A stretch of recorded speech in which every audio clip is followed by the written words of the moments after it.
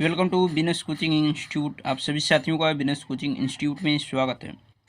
साथियों, इससे पहले हमने मानव नेत्र के बारे में आपको विस्तृत से वीडियो बना के समझाया है और सारी चीज़ों को उसमें हमने बताया है। उसमें ये भी चीज़ें बताया है कि कौन से मानव नेत्र के पार्ट कौन सा वर्क करते हैं। आज उसी से संबंधित यानी मानव नेत्र के जो भी इम्पोर्टेंट बहुविकल्पी प्रश्न आपके पूछे जाते हैं, ये मान के चलिए कि 20 नंबर का जो बहुविकल्पी प्रश्न है वो आपके लिए बहुत ही अच्छे अंक देने वाला है, ठीक है ना। तो इसलिए आप बहुविकल्पी पे विशेष रूप से फोकस कीजिए और देखिए जब भी आप कंसेप्ट पढ़ेंगे तो उसके साथ साथ बहुविकल्पी भी आपको अच्छी तरीके से क्लियर हो जाएगी। तो इसलिए आप कंसेप्ट वाले जो भी वीडियो हैं उनको अच्छी तरीके से ध्यानपूर्वक देखें, समझें, ताकि जो भी बहुविकल्पी है उनके भी आंसर आपको आसानी से आ सकें, ठीक है ना। तो चलते हैं, शुरू करते हैं। देखिए आपका पहला क्वेश्चन है। पहला क्वेश्चन ये है कि स्वस्थ नेत्र के लिए दूर बिंदु स्थित होता है। अब स्वस्थ नेत्र के लिए दूर बिंदु स्थित होता है, पहला ऑप्शन है 25 सेंटीमीटर पे, दूसरा ऑप्शन है 50 सेंटीमीटर पे, तीसरा ऑप्शन है 100 सेंटीमीटर पे और चौथा ऑप्शन है अनंत पे। तो देखिए जब हम मानव नेत्र पढ़ाए थे तो उसमें बताए थे कि एक स्वस्थ मनुष्य है जिसको सब कुछ नॉर्मल दिखता है, उसके लिए दूर बिंदु जो होती है वो होती है अनंत, ठीक है ना। दूर बिंदु जो होगी वो होगी अनंत और निकट बिंदु जो होगी वो होगी 25 सेंटीमीटर पे। तो दूर बिंदु हमसे पूछा गया है तो दूर बिंदु जो होगी वो अनंत हो जाएगी, ठीक है ना। तो स्वस्थ नेत्र के लिए दूर बिंदु कहाँ पर होती है? अनंत पे होती है, इस बात को ध्यान रखिएगा। अगले क्वेश्चन की तरफ चलते हैं। स्वस्थ नेत्र के लिए मनुष्य की स्पष्ट दृष्टि की न्यूनतम दूरी होती है। देखिए ये सारी कंसेप्ट हमने वीडियो में बताया है, तो इसलिए आप जो भी हमारे कंसेप्ट वाले जो वीडियो हैं उनको ज़रूर देखिए, वहाँ से आपको बहुत अच्छी सी तरीके से मानव नेत्र के जो भी कंसेप्ट हैं उनको आप समझ सकते हैं। तो देखिए यहाँ पर स्वस्थ नेत्र के लिए मनुष्य की स्पष्ट दृष्टि की न्यूनतम दूरी होती है। पहला ऑप्शन है 25 सेंटीमीटर, दूसरा ऑप्शन है 25 मीटर, तीसरा ऑप्शन है 25 सेंटीमीटर और चौथा है अनंत। तो हमसे क्वेश्चन पूछा गया है कि न्यूनतम दूरी, तो न्यूनतम दूरी जो होती है स्वस्थ नेत्र के लिए होती है वो 25 सेंटीमीटर होती है, यानी ऑप्शन ए आपका सही आंसर हो जाएगा। ऑप्शन ए क्या होगा? सही आंसर हो जाएगा, ठीक है ना। अब चलते हैं अगले क्वेश्चन की तरफ। दूरदृष्टि दोष के निवारण में प्रयुक्त किया जाता है। पहला ऑप्शन है अवतल लेंस प्रयुक्त किया जाता है, दूसरा ऑप्शन है उत्तल लेंस, तीसरा है उत्तल दर्पण। यहाँ पर तीन ही ऑप्शन है, तो हमें बताना है कि दूरदृष्टि दोष के निवारण में प्रयुक्त किया जाता है। देखिए जब भी हमने दूरदृष्टि दोष, निकट दृष्टि दोष पढ़ाया है तो उसमें सारी चीज़ों को अच्छी तरीके से एक्सप्लेन किया है। अगर आप उस वीडियो को नहीं देखे हैं तो उसको ज़रूर देखिए, वहाँ से आपके कंसेप्ट सारे क्लियर हो जाएंगे। और जो लोग वो सारे वीडियो देखे हैं उनको ये सारे क्वेश्चन के आंसर आसानी से समझ में आ रहे होंगे कि कौन से आंसर किसके होंगे। तो यहाँ पर देखिए पूछा क्या गया है कि दूरदृष्टि दोष के निवारण में प्रयुक्त किया जाता है अवतल लेंस, उत्तल लेंस और उत्तल दर्पण। तो देखिए दर्पण का तो प्रयोग हम लोग करते नहीं हैं। अब बात रही अवतल लेंस या उत्तल लेंस, तो हम प्रयोग करते हैं उत्तल लेंस। किस लेंस का प्रयोग करते हैं? उत्तल लेंस की। दूरदृष्टि दोष के निवारण में हम करते हैं उत्तल लेंस का प्रयोग, ठीक है। अगला क्वेश्चन है कि नेत्र लेंस होता है। पहला ऑप्शन है अभिसारी, दूसरा ऑप्शन है अपसारी, तीसरा ऑप्शन है अवतल और चौथा ऑप्शन है उत्तल व अवतल। तो हमसे पूछा गया कि नेत्र लेंस होता है। देखिए नेत्र लेंस जो होता है वो होता है उत्तल, लेकिन यहाँ पर कहीं भी ऑप्शन में उत्तल नहीं दिया गया है, ठीक है ना। तो उसके बाद हम देखेंगे कि अभिसारी। अभिसारी क्या होता है कि जो लेंस प्रकाश की किरणों को मोड़ने का कार्य करता है उसे हम कहते हैं अभिसारी लेंस, और जो लेंस प्रकाश की किरणों को फैलाने का कार्य करता है उसे हम कहते हैं अपसारी लेंस। तो देखिए नेत्र में जो लेंस होता है वो तो आप जानते हैं कि उत्तल लेंस होता है। तो उत्तल लेंस क्या करता है? किरणों को मोड़ने का कार्य करता है, और किरणों को मोड़ने की वजह से उसका नाम पड़ा है अभिसारी। तो उत्तल लेंस जो होता है वो अभिसारी होता है। तो यहाँ पर पूछा गया कि नेत्र लेंस होता है तो अभिसारी लेंस, इस बात का ध्यान रखिएगा, ठीक है ना। देखिए ऑप्शन यहाँ से उत्तल हटा दिया लेकिन उसकी जगह पर ऑप्शन क्या दिया गया? अभिसारी। तो अभिसारी ध्यान रखिएगा, उत्तल लेंस को अभिसारी लेंस भी कहते हैं। अगले क्वेश्चन की तरफ चलते हैं। अगला क्वेश्चन क्या है? देखिए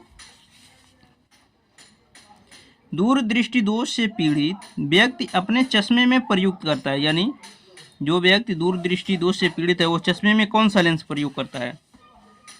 पहला ऑप्शन है अवतल लेंस, दूसरा ऑप्शन है अवतल दर्पण, तीसरा ऑप्शन है उत्तल लेंस और चौथा ऑप्शन है उत्तल दर्पण।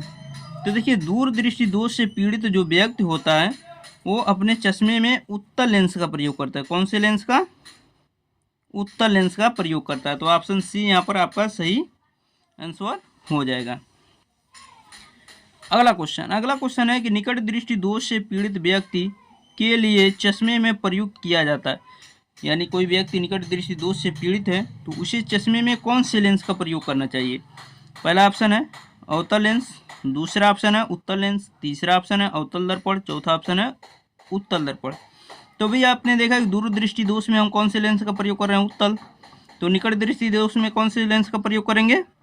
अवतल लेंस। तो अवतल लेंस का प्रयोग करते हैं हम निकट दृष्टि दोष में, ठीक है ना। इसके क्या कारण हैं, इसके निवारण की क्यों अवतल लेंस ही है, इन सारे चीज़ों पे हमने डिस्कशन किया है। तो आप लोग उन सारे कंसेप्टों को जरूर देखिएगा। चलते हैं अगले क्वेश्चन की तरफ।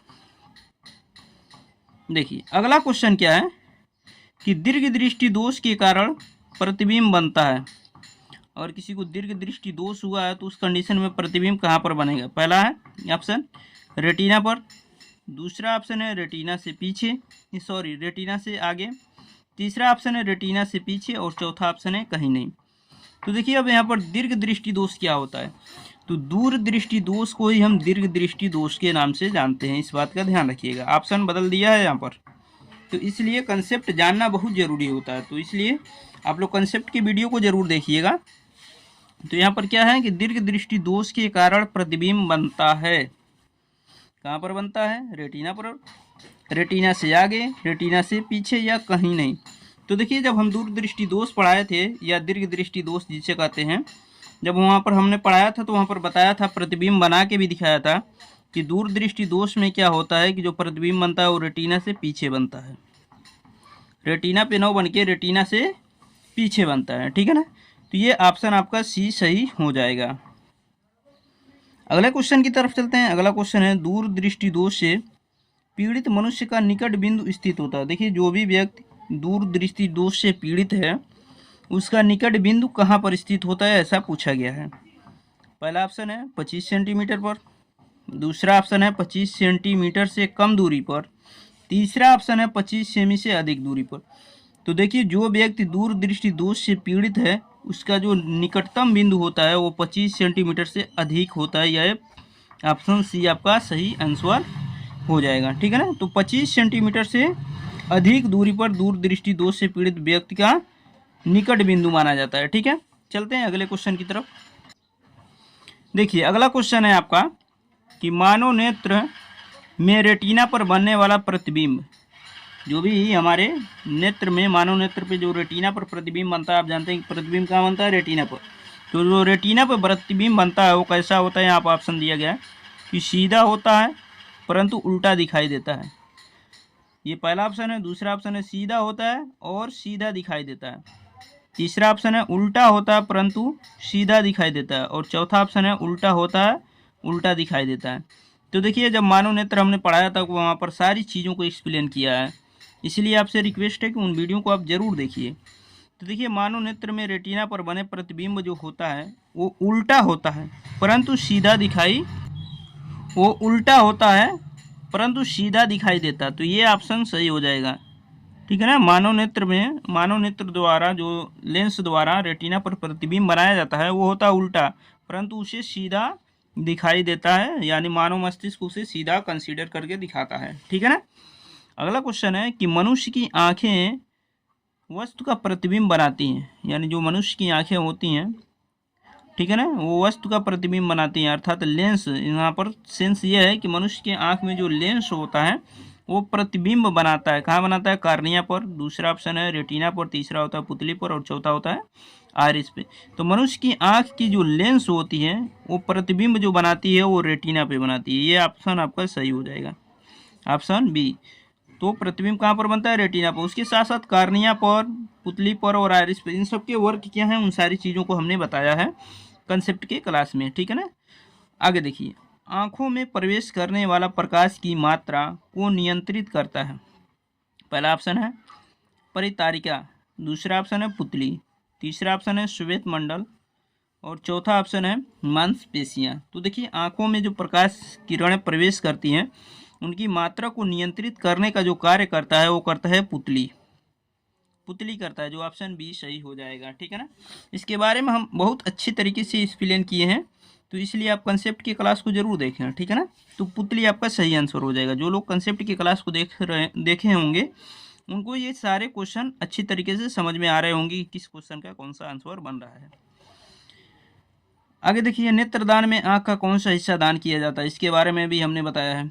तो देखिए पहला ऑप्शन है पुतली, दूसरा है लेंस, तीसरा है कार्निया और चौथा है रेटिना।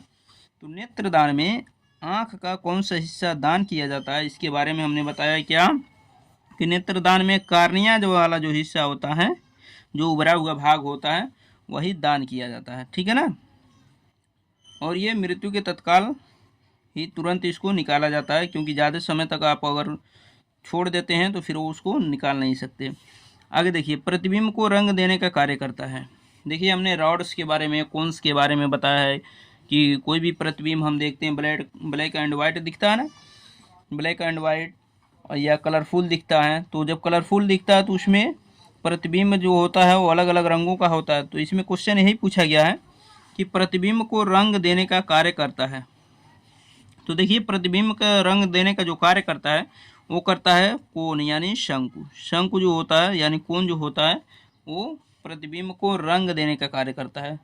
ठीक है। और रॉड्स जो होते हैं वो कम प्रकाश में, यानी जिनके आँख में रॉड्स की मात्रा कम होती है, उन्हें देखने के लिए अधिक प्रकाश की आवश्यकता होती है। इसीलिए हमने एग्जाम्पल में भी बताया था कि जो वो मुर्गा होता है वो क्या होता है, जैसे प्रकाश की मात्रा बढ़ती जाती है वो जागता है, और रात में जैसे ही प्रकाश की मात्रा कम होती जाती है तुरंत वो क्या होता है, सो जाता है। ठीक है ना।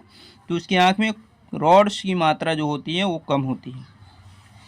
आगे देखिए, नेत्र लेंस बना होता है। पहला ऑप्शन है प्रोटीन से, दूसरा ऑप्शन है कार्बोहाइड्रेट से, तीसरा ऑप्शन है विटामिन से और चौथा ऑप्शन है गैस से। तो देखिए नेत्र लेंस बना होता है, ये किससे बना होता है, हमने इसके बारे में आपको पूरी अच्छी तरीके से डिटेल में समझाया है। तो नेत्र लेंस बना होता है, वो बना होता है आपका प्रोटीन, पारदर्शी प्रोटीन जो होता है उससे बना होता है, जिसके आर पार प्रकाश की किरणें प्रवेश कर सकती हैं। ठीक है ना। तो नेत्र लेंस किससे बना होता है, प्रोटीन से। अगला क्वेश्चन जो है आपका, देखिए यह है अगला क्वेश्चन। अगला क्वेश्चन जो है, किस निकट बिंदु पर नेत्र अधिकतम समंजन क्षमता लगाकर देखता है। पहला ऑप्शन है निकट बिंदु पर, दूसरा दूर बिंदु पर और तीसरा अनंत पर। तो देखिए नेत्र हमारी नेत्र जो होती है वो किस बिंदु पर अधिकतम समंजन क्षमता लगाकर देखता है। अधिकतम समंजन क्षमता लगा के देखने का मतलब क्या है कि उस कंडीशन में आँख पर बहुत ज़्यादा दबाव रहता है। ठीक है ना। तो आप जान सकते हैं कि जब हम क्या करते हैं, किसी चीज़ को पढ़ते हैं तो उस समय हमारी क्या होती है, अधिकतम समंजन क्षमता लगती है। तो उस दूरी जो होगी, वो बिंदु जो होगी वो होगी निकट बिंदु, यानी निकट बिंदु पर हम क्या करते हैं, अधिकतम हमारा नेत्र जो होता है अधिकतम समंजन क्षमता लगाकर देखता है। ठीक है ना।